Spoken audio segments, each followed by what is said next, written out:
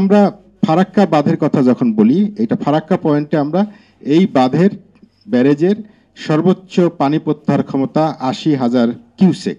আমাদের একটা গবেষণা আছে যে ফারাক্কার উজানে, পশ্চিমবঙ্গের উজানে আরো 4টা প্রদেশে, বিহার, ঝাড়খণ্ড, উত্তরপ্রদেশ, উত্তরাখণ্ড, এই 4টা প্রদেশে আরো 29টা ড্যাম আছে।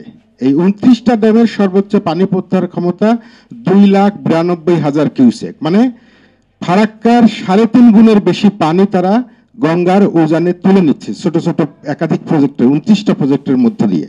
তো সেইটা আমরা বুঝতেছি না। আমরা আন্তঃসীমান্ত নদীর কথা, প্রজেক্টের কথাটা ভুলে গিয়ে যে কারণে বলেছিলাম যে এই সরকারকে এটা তুলতে হবে যে তোমরা আন্তঃসীমান্ত নদী প্রকল্পের কথা বাদ দিয়েছো বলছো, কিন্তু আসলে তোমরা এটা ক্ষুদ্র ক্ষুদ্র ভেঙে ভেঙে একটা ছদ্মবেশে প্রকল্পটা চালিয়ে যাচ্ছে। এই প্রতিবাদটা অন্তত করে রাখা দরকার, আশ্বস্ত থাকার কোনো কারণ নাই।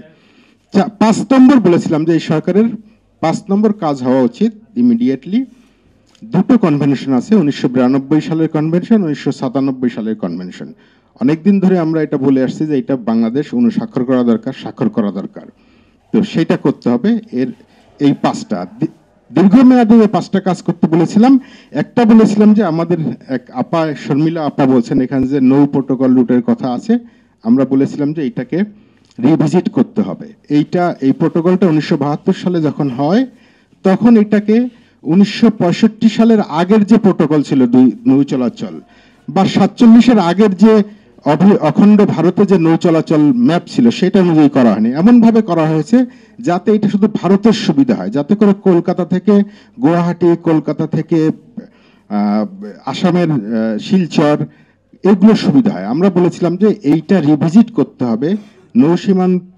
নৌ চলাচল প্রোটোকলটা ভালো, কিন্তু এটা খণ্ডিতভাবে ভারতের সুবিধা অনুযায়ী করা হয়েছে। এটাকে 1947 সালের আগের ফর্মে নিয়ে আসতে হবে দীর্ঘমেয়াদে, সেটা বলেছে। আমরা বলেছিলাম যে বন্যার তথ্য আদান প্রদান করে ভারত বাংলাদেশ, কতখানি বৃষ্টিপাত হলো, কতখানি কি হলো, 3 দিনের তথ্য আদান প্রদান করে। আমরা বলেছিলাম এটা করা উচিত যে বাঁধের তথ্য আদান প্রদান করতে হবে। তোমার বাঁধে কতখানি পানি হয়েছে জলাধারে, কখন বাঁধ খুলতেছে, এটার অপারেশনাল মোডটা কি, এই তথ্যগুলো বন্যার তথ্য আদান প্রদানের মধ্যে যোগ করতে হবে। আমরা বলেছিলাম যে জেআরসি সংস্কার করতে হবে। জেআরসি কে একটা, আমি জেআরসির বিরুদ্ধে আমি আরটিআই মামলা করেছিলাম 16-17 সালের দিকে।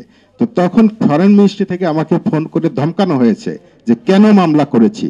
তা আমি বলেছিলাম যে আপনারা এইটা এসে তথ্য কমিশনে এসে কথাটা বলেন আমাকে, এই ধমকটা আপনি ফোনে দিচ্ছেন কেন, আপনি কমিশনে এসে বলেন।